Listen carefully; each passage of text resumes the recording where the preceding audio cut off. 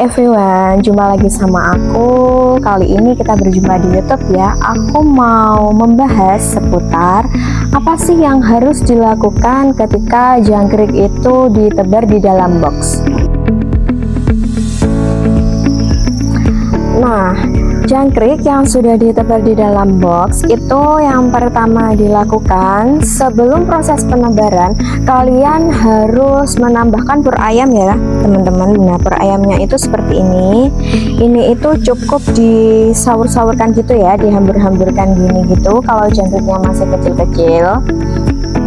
Dan kalian juga harus menambahkan media minumnya itu pakai pelepah batang pohon pisang. Nah, seperti ini.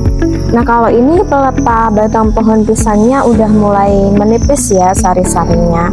Tapi kalau untuk jangkrik yang baru menetas, kalau bisa disebut baby jangkrik ya teman-teman, itu kalian pakai pelepah batang pohon pisangnya, diiris tipis-tipis kecil-kecil aja ya teman-teman. Takutnya nanti di ekringnya itu basah ya.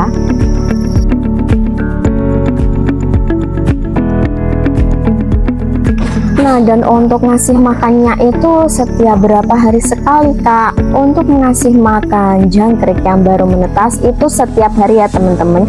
Jadi dari awal menetas sampai jangkrik dewasa itu harus dikasih makan setiap hari, 3 kali sehari ya teman-teman. Dikasih pur ayam dan juga media minumnya bisa pakai pelepah batang pohon pisang maupun batang pohon pepaya. Nah, untuk pelepah batang pohon pisang ini kalian itu harus rutin-rutin menggantinya ya teman-teman. Nah, kalau batang pohon pisangnya udah seperti ini, kecoklatan seperti ini kalian harus segera menggantinya karena ini sari-sarinya udah mulai tipis ya teman-teman. Nah, seperti ini ya. Nah, jangan sampai kalian nggak rutin menggantinya karena nanti bisa menyebabkan jangkrik itu keracunan. Nah, dan untuk papannya ini gimana sih kak? Ini apa sih kak? Nah, papan ini bisa ditambahkan ketika jangkrik itu udah dewasa ya teman-teman, usia sekitar 10 harian ke atas. Kalian bisa menambahkan papan ini supaya memudahkan jangkrik itu makan ya. Dan untuk ektrenya, ektre itu setiap 10 sampai 15 hari kalian bisa menambahkan ya teman-teman, supaya jangkriknya itu nanti naik, kotorannya bisa turun. Nah, dan juga ada yang tanya ya kak, ini kotak-kotak pasir di dalam box ini untuk apa sih kak? Untuk media apa sih? Nah, kotak-kotak di dalam box yang berisikan pasir ini untuk media bertelurnya jangkrik ya teman-teman. Dikasihnya berapa hari itu kami biasa memberinya 28 hari ya teman-teman. Ini sebagai media bertelurnya jangkrik nanti untuk memenuhi orderan kalian.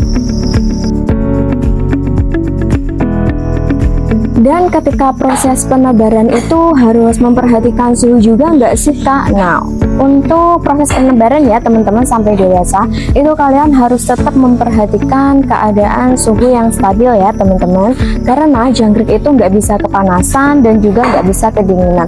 Kalau cuaca di daerah kalian itu panas, kalian bisa menambahkan media minumnya pakai pelepah batang pohon pisang itu lebih banyak lagi ya teman-teman, dan juga makannya itu lebih dibanyakin lagi. Kalau daerah kalian itu lumayan dingin, kalian bisa menambahkan kainnya nanti ditutup di box ya teman-teman. Nah, itu bisa menghangatkan suhu dalam kandang box jangkrik kalian.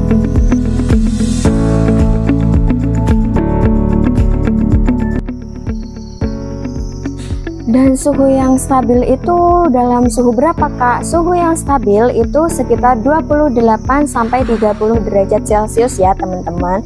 Nah, ketika panen itu gimana sih kak supaya panennya nanti juga maksimal? Seminggu sebelum panen kalian bisa menambahkan batang pohon pepaya ya teman-teman. Nah, itu seminggu sebelum panen. Batang pohon pepaya itu buat apa sih kak? Untuk meningkatkan booster pada jangkrik. Nah, nanti jangkriknya itu lebih giat lagi dalam makan dan juga bergeraknya itu juga lincah ya teman-teman. Jadi dijamin panen kalian nanti pasti oke banget. Nah, untuk info pembelian telur jangkrik, kalian bisa langsung hubungi nomor admin yang udah aku taruh di deskripsi YouTube ya teman-teman. Langsung kalian klik aja, nanti di situ ada info-infonya ya. Terima kasih untuk video kali ini. Jangan lupa like, comment, and subscribe. See you.